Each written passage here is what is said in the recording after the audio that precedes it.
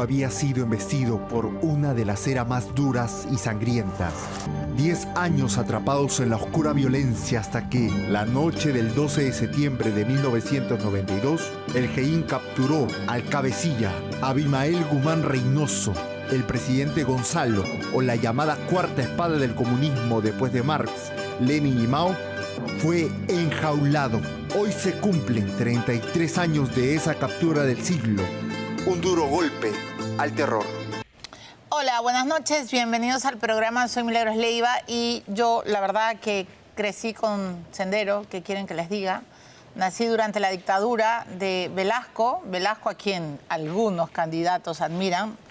Espero que el general Quiabra pueda venir a sustentar sus argumentos que me han parecido francamente inadmisibles, pero habemos varios peruanos que hemos crecido con Sendero Luminoso, que hemos pasado nuestros años de escuela y de universidad estudiando con velas, teniendo miedo de los coches bombas, soportando todas estas pintas canallescas, ¿no es cierto?, viendo cómo mataban a los nuestros. Y yo creo que cuando hablamos, los jóvenes no nos creen mucho de todo el terror que hemos vivido. Pero felizmente hubo y existió un grupo policial graduados con excelencias en lo que significa la inteligencia. Este grupo se llamó el GEIN. Para mí, héroes. Yo estoy de acuerdo con el general Arriola cuando dice que el peor enemigo del Perú ha sido Abimael Guzmán. Y también estoy de acuerdo con la presidenta Boluarte, que ayer le ha rendido honores a los miembros del GEIN, incluido al coronel Benedicto Jiménez, que fue el artífice de esta captura. Lo de Tarata, que sucedió en Lima y que llevó ya a los... estamos viendo las imágenes cuando estalló el coche bomba en Miraflores, que llevó finalmente a todos los limeños a conocer la barbarie, llegó después del desangre que existió en la sierra, ¿no? Y a título personal les puedo contar que cuando llegué a Lima no podía creer que en Lima no se hablara de lo que estaba pasando, por ejemplo, en Huancayo. Hasta hoy recuerdo cuando en mi colegio entraban los militares para ver si había o no una bomba, porque habían pues llamadas diciendo de que habían metido explosivos en los colegios, ¿no? De terror lo que hemos vivido, la izquierda nunca supo deslindar bien de Sendero Luminoso. Y a mí no me van a contar cuentos chinos porque lo hemos vivido, hemos crecido con este terror. Hoy hay otro tipo de terrorismo urbano, pero creo que nunca debemos de bajar la guardia porque el Perú sufrió 20 años de terrorismo puro y duro. Hoy vivimos otro tipo de terror. Hace poco en Ayacucho, iba a decir, bueno, Ayacucho ha sido lo peor que el pueblo que más ha sufrido con Sendero Luminoso, pero hace poco en Trujillo han ocurrido explosiones que nos han recordado lo peor de esos años, ¿no? Y ahí está el genocida Abimael Guzmán. Me revelo cuando algunos todavía creen que los terroristas deben de ser perdonados, liberados, que nos tenemos que olvidar de todo. Yo no me olvido. Y creo que nunca me voy a olvidar y siempre le voy a recordar a mis hijos lo que ocurrió con Sendero Luminoso y con el MRTA para que nunca más vuelva a ocurrir. Justamente por eso le hemos llamado al general Arriola, porque además de todo lo que está pasando en la coyuntura con él y con la policía, él ha sido director de la Dirección contra el Terrorismo, de la famosa DIRCOTE, y él lideró esta unidad clave, ¿no es cierto?, para combatir a todos los remanentes de Sendero Luminoso desde el año 2010 hasta el año 2022. Hoy día el general Arriola es el jefe del Estado Mayor de la Policía Nacional, pero él es una de las voces autorizadas justamente para hablar de este día que todos los peruanos celebramos, todos, salvo la izquierda más bruta y achorada, la más radical, que nunca va a aceptar la derrota. ¿Qué hubiera pasado con el Perú, general Arriola, si el GEIN no hubiera existido? Buenas noches, bienvenido. Si no hubiéramos atrapado a Abimael Guzmán, ¿qué hubiera pasado con nuestro país? Primero que no estaríamos sentados acá, muy buenas noches, Milagro, no estaríamos sentados acá sino en alguna de las primeras revoluciones culturales, como acostumbran estas organizaciones demenciales, terroristas, insanas. Cuando llegan al poder instalan una dictadura y empiezan estas revoluciones culturales, socialistas, hasta llegar al comunismo como su meta final. Y estuviéramos peor que pero mucho peor que los 3 países, si no son 4 de la región nada más. Y no menciono para no poner en riesgo estas relaciones exteriores que todos tenemos, pero estos 33 años, hoy en día es una muy buena fecha para conmemorar, Totalmente. para celebrar también. La caída de este genocida. Por supuesto que sí. Y además, en el gran gesto, como tú bien dijiste, empezando, que se ha dado ayer en Palacio de Gobierno, en que no solamente se le ha ascendido al grado de general a Benedicto Jiménez Vaca, creador del Grupo Especial de Inteligencia de GEIN de la DIRCOTE, sino que además se le ha otorgado esta condecoración, esta medalla Defensor de la Democracia.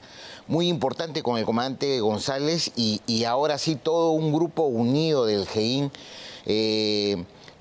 sobre quienes el Perú entero tiene una deuda impagable. Por supuesto. Con ellos, por su astucia, su inteligencia. Su sagacidad, ¿no? Porque cómo descubrieron dónde estaba Abimael Guzmán es parece ficción. De ficción, y fueron 11 grandes operaciones policiales contra terroristas, con mucha inteligencia, con mucha paciencia, con mucho arte, pero además con mucho amor por el Perú. ¿Dónde estaba usted cuando capturaron a Abimael Guzmán? Exactamente, estaba en Huánuco, que era una zona de emergencia, 3 policías muertos por semana. Y también se libraba ya una lucha tenaz contra el terrorismo. Y entonces a las 8:18 creo que todos los peruanos hemos visto ese flash que sonaba de un medio de comunicación que dice quizás la noticia más esperada por los peruanos. Totalmente. Esta noche, según fuentes, la DIRCOTE acaba de capturar al más grande genocida del Perú. Señores, confirmo, acaba de ser capturado Abimael Guzmán Reynoso. Dios mío.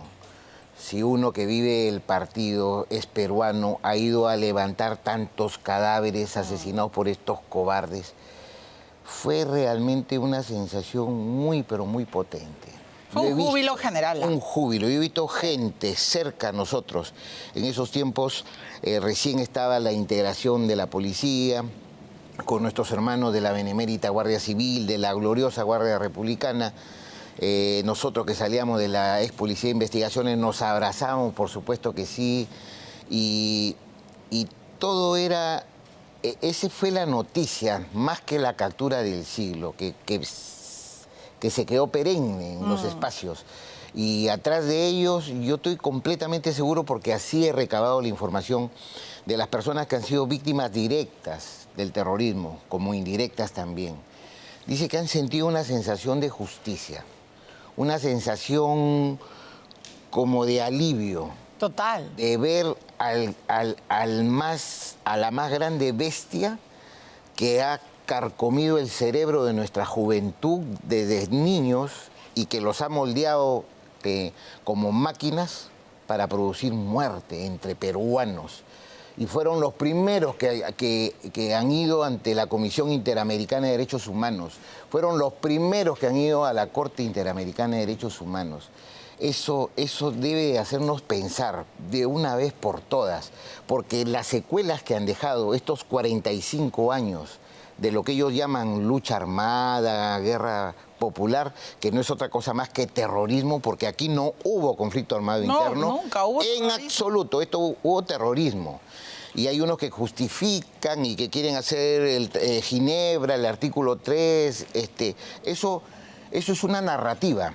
Por eso que hoy en día las instituciones públicas y privadas de una manera agresiva hablan de la barbarie terrorista para que nuestros niños, como tú bien lo acabas de decir, y nuestros jóvenes no repitan. Y además que no entre en su mente que esta persona siquiera se asemejó al más humilde de un luchador, como así quieren hacerlo ver, sino que mató a 117 personas en Soras un abril del año 1983, eviscerando a las mujeres, algunas de ellas embarazadas, partiéndoles el cerebro a los ancianos, descuartizando a los niños, a 117. Hace 6 días hubo un relato, una descripción de una de las sobrevivientes de Soras, tenía 8 años. Y en su relato era una cosa como que hubiera cautivado todo el escenario en el Congreso fue. En este programa Terrorismo Nunca Más, y la gente se quedaba pensando, y esto puede haber sucedido, y yo veía los rostros de los jóvenes, porque alguien ha tenido a bien invitar a los jóvenes, invitaron a los del Colegio Militar Leoncio Prado, claro, y a los de los otros jóvenes. Bueno, y también podemos recordar Lucanamarca, ¿no? Lucanamarca, los 69. Los terrucos en Lucanamarca fue atroz. O sea, ese es otro de los íconos. Ancianos. El 51% de los asesinados eran quechohablantes, sí, nuestros campesinos del Ande. Claro. Por eso que 600.000 huyen de ese Ande y de la selva para ponerse a salvo de las hordas terroristas. Correcto. Para sobrevivir nada más. Y las secuelas que ha dejado y el tiempo en blanco, entre comillas, mientras que ellos seguían trabajando. Y el comportamiento también. Esto no es tan claro. Solamente hubieron en la cárcel, para tener una idea, y ahí están los datos. A veces muchos critican, muchos reclaman, pero vayan a los datos, verifiquen a los datos. 11.868 en las cárceles, miembros de Sendero Luminoso y del MRTA, una porción más pequeña del MRTA. Pero acá viene un tema que hay que tener, solamente de esos 11.386 excarcelados, 933 cumplieron pena cumplida. 730, libertad condicional. 2.381 absueltos. O sea, quiere decir que fueron a un juicio y fueron absueltos. Pero entre los absueltos, ¿quiénes están? Alex Chamán Portugal, ¿cómo se llama? Hugo Noroña Ruiz, que cayeron atacando un patrullero de la policía en Surquillo el 28 de noviembre del año 1992, y muere un delincuente terrorista. Y Alex Chamán Portugal estuvo 5 años en la cárcel, luego salió y fue a pedir asilo, refugio político a Bolivia. Desde ahí dirige las hordas terroristas de Sendero Luminoso con el nombre de Movadef, que felizmente jueces patriotas han condenado a los integrantes del Movadef de aquella operación del 9 de abril del 2014. Esto es importante porque estas personas fueron absueltas, pero hay un dato que sí es bien triste. 6.577 de ese universo de 11.386 con corte de secuela. Corte de secuela, o sea que los juicios se han ido quedando en el camino por ABC motivos.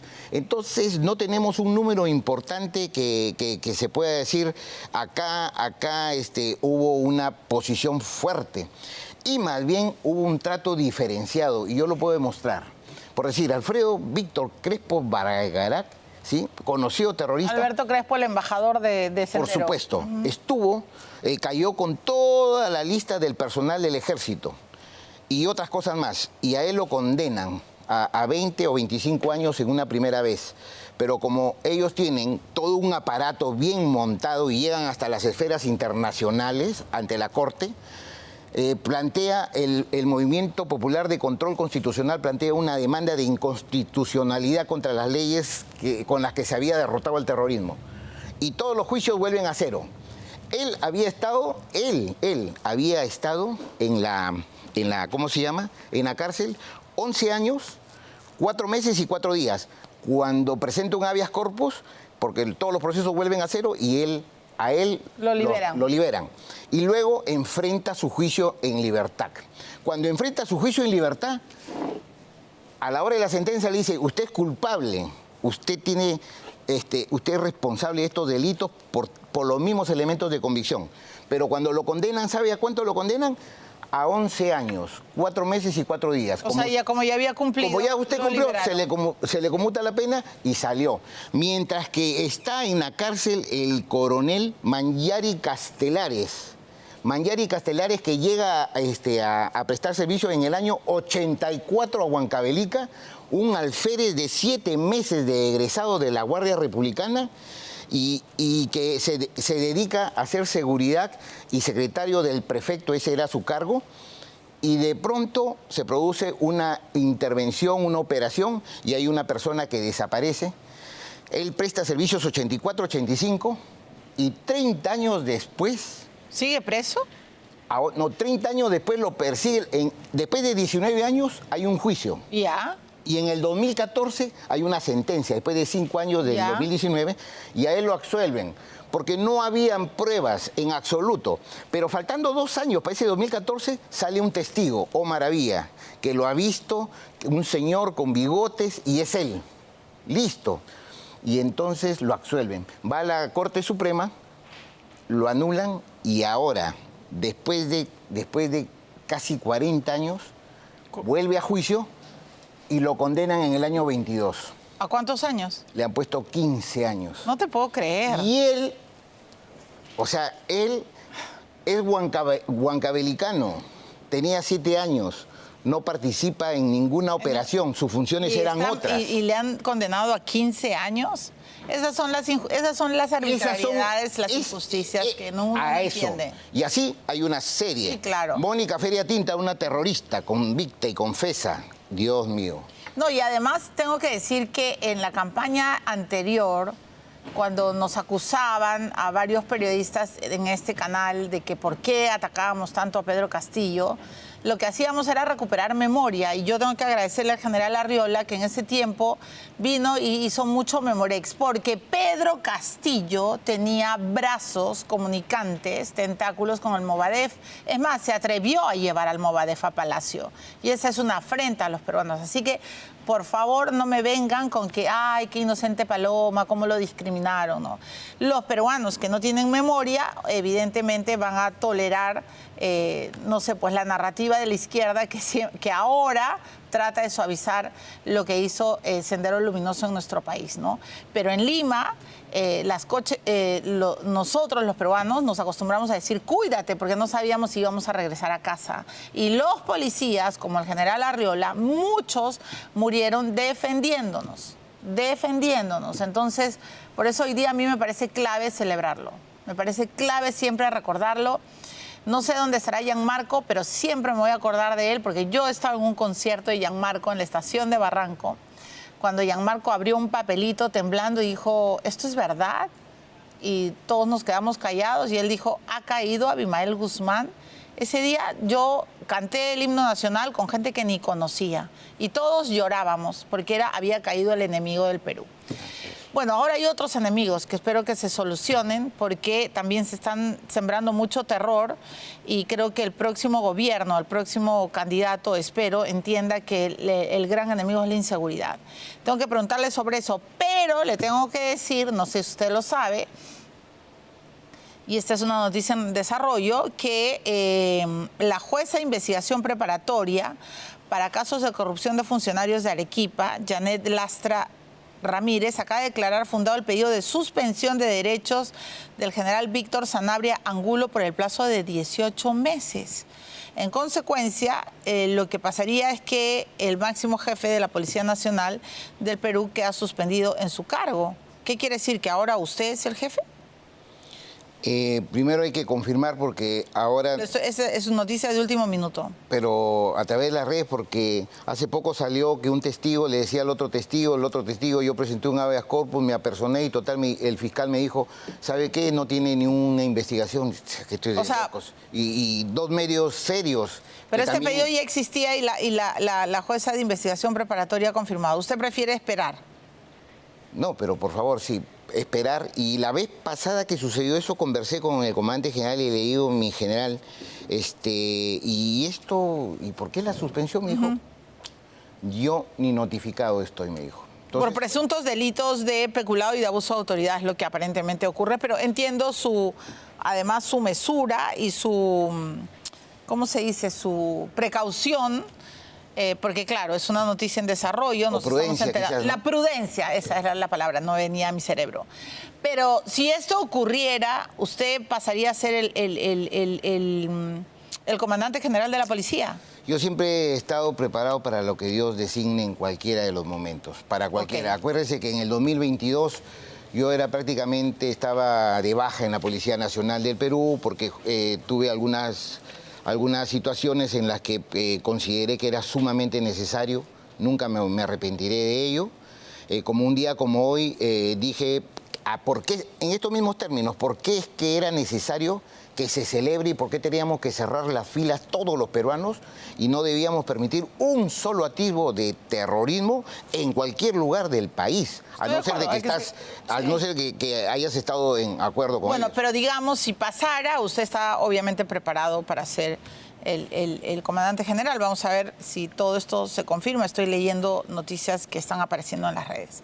Lo otro que tengo que preguntarle es sobre esta alerta roja que la Interpol ha lanzado, que nos hemos enterado que desde el 9 de septiembre la Interpol ha emitido una alerta roja para Vladimir Cerrón, para el exgobernador regional de Junín, el líder de Perú Libre. Usted sabe que Cerrón siempre se burla de usted y ahora también podemos poner el tuit. Bueno, ahí está el anuncio, ¿no?, de esta alerta: prófugo buscado para un proceso penal. Esta es la alerta que significa captura a nivel internacional, y Cerrón se ha burlado de la alerta Interpol y ha escrito: el general Óscar Arriola no puede capturarme en el Perú y quiere que otros le hagan su trabajo, al anunciar que informó a 194 países acerca de mi situación.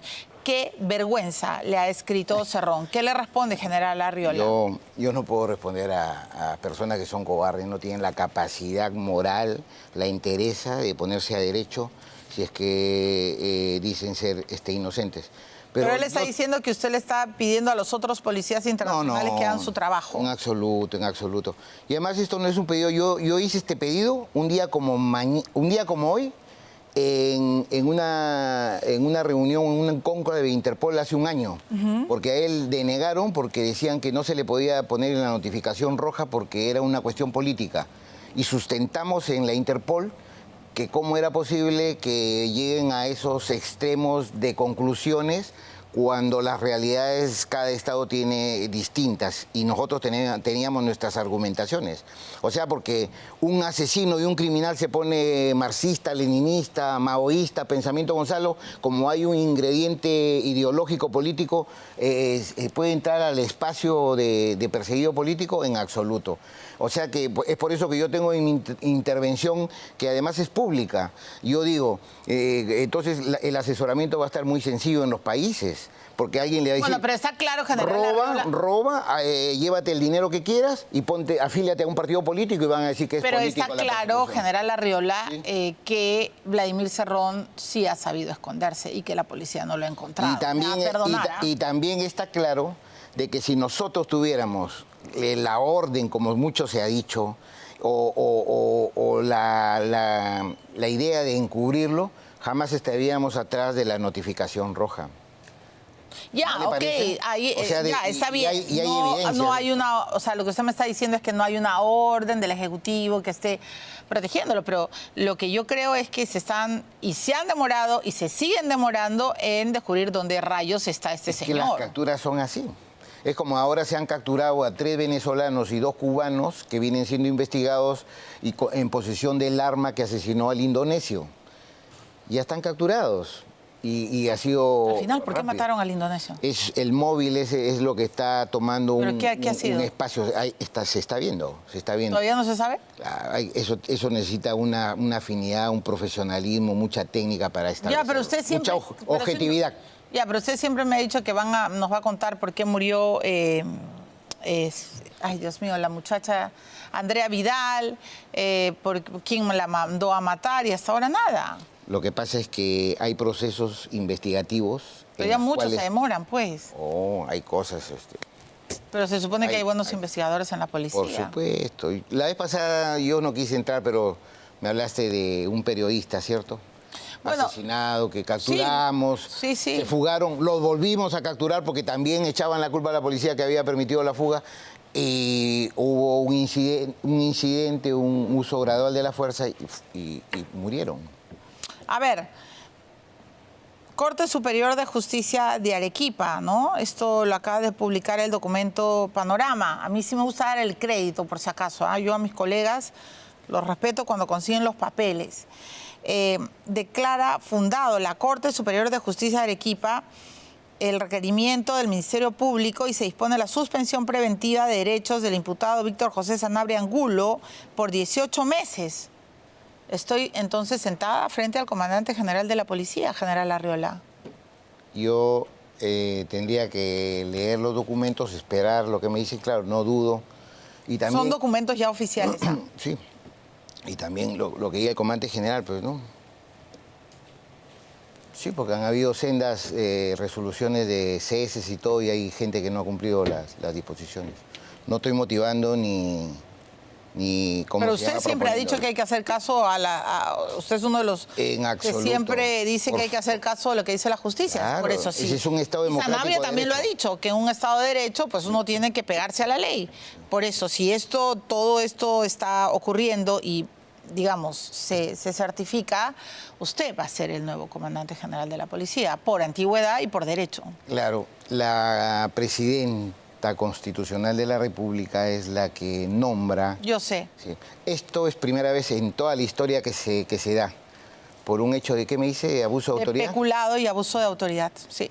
Estos son Increíble. los móviles, sí. Están, el general es investigado por peculado y abuso de autoridad, sí. Bueno, vamos a ver. Con toda seguridad que sí. Pero bueno, no pensé que mientras estuviéramos en vivo le contaría y le informaría de esta situación. Sí, la vida es un cúmulo de noticias que pasan segundo a segundo y minuto a minuto. Mi hijo Joaquín dice que la vida es un carrusel. Así es, así es. Es verdad. Y uno no tiene por qué bajarse del caballo, solamente hasta cuando se detenga la máquina. Muy bien dicho, general Arriola. Sí, con toda seguridad. ¿Está preparado entonces? Siempre hemos estado preparados y bendecidos por Dios, siempre. Muy bien, general Arriola. No más preguntas. Voy a volver a convocarlo. ¿Me das un segundo, Rolo? Colchado ha denunciado, ya sé que le han preguntado, pero sí quiero decirle, ahora dice que él es escritor, el coronel Colchado, está que escribe y escribe, parece que, ¿no?, que las hadas, los duendes literarios lo están acompañando, dice que escribe Matiné muy noche, pero ha denunciado serios reglajes contra su persona, usted lo ha descartado. ¿Qué está pasando con Colchado? Una de las personas, me he dado cuenta a esta edad que tengo y por los años de servicio y por todo lo que he vivido, que creo que uno tiene que ser noble y leal, como dice nuestro himno, con la institución que nos ha brindado absolutamente todo, por lo menos despertar en el sueño de hacer realidad la vocación que traemos desde ya, porque Dios nos da un propósito de ser policías.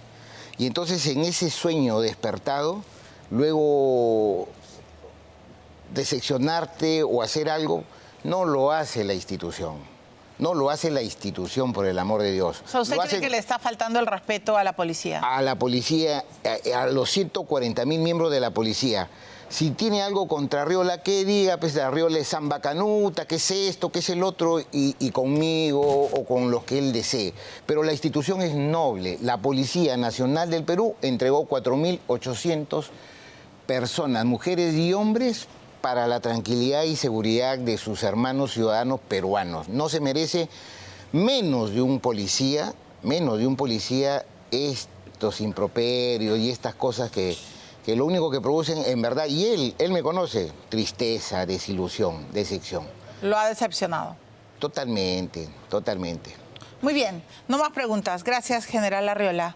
Bienvenido siempre. Muchas gracias, Milagros. Buenas noches, señor. Tengo que ir a la pausa. Voy a regresar con el doctor Humberto Abanto. Vamos a seguir analizando todo lo que está pasando en el Ministerio Público, ¿no es cierto? Y con este caso que hemos descubierto de Goray y de todos los enredos con el fiscal Niño.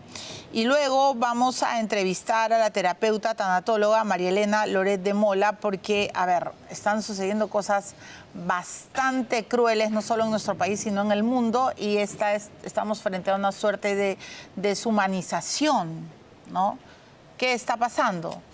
Bienvenidos al programa, señores. Pausa y volvemos. Siente el Perú en danza, una experiencia inmersiva asombrosa. Adquiere tus entradas en Join Us. Conoce más en www.danzaperú.pe.